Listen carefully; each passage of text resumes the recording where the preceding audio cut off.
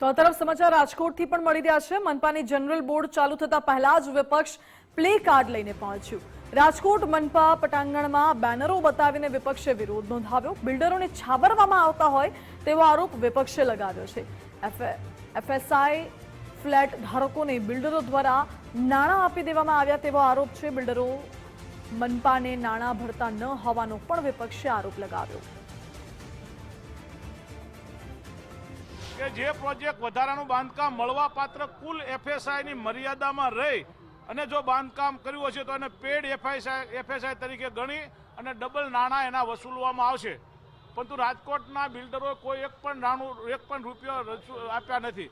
એવી જ રીતે બીજું જે તે પ્રોજેક્ટમાં જો વધારાનું બાંધકામ મળવાપાત્ર કુલ એફએસઆઈ કરતાં પણ વધારે હશે તો એને ખુલ્લી જમીનના જંત્રી મુજબ 100% રકમ વસૂલ કરવામાં આવશે।